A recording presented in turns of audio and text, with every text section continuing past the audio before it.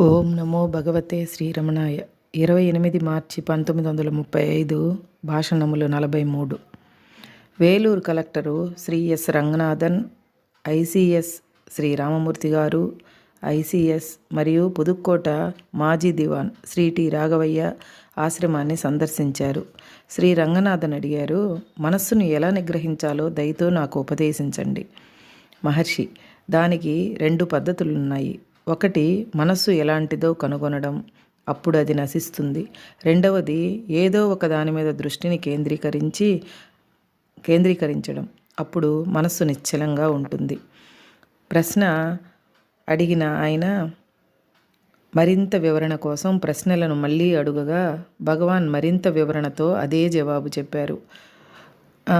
ప్రశ్న అడిగిన ఆయన తృప్తి పడినట్లు కనపడలేదు.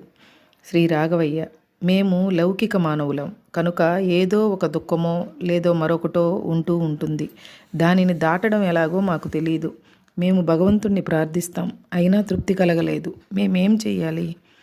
మహర్షి, భగవంతుణ్ణి నమ్మండి. భగవంతుడు, మేము శరణాగతి చేశాం, అయినా సహాయం లేదు. మహర్షి, సరే, మీరు శరణాగతి చేస్తే భగవంతుని సంకల్పానికి కట్టుబడి ఉండగలగాలి. కానీ మీకు ఇష్టము లేని దాని గురించి దుఃఖించకూడదు.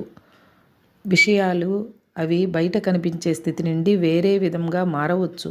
ఎన్నోసార్లు కష్టాలు మనుషులకు భగవంతుని యందు విశ్వాసాన్ని కలిగిస్తాయి. భక్తుడు, కానీ మేము లౌకికులం. భార్య, పిల్లలు, మిత్రులు, బంధువులు ఉన్నారు.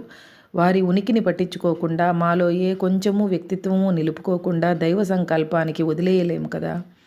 మహర్షి, అంటే మీరు చెప్పిన విధంగా శరణాగతి చేయలేదని అర్థం. భగవంతుని యందు మాత్రమే విశ్వాసం ఉంచాలి.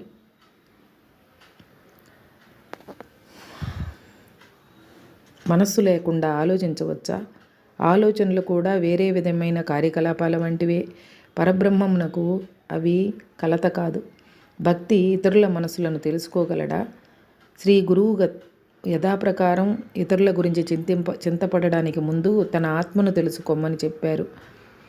తన ఆత్మ కంటే వేరుగా ఇతరులు ఎక్కడ ఉన్నారు అని గురుదేవులు ప్రశ్నించారు.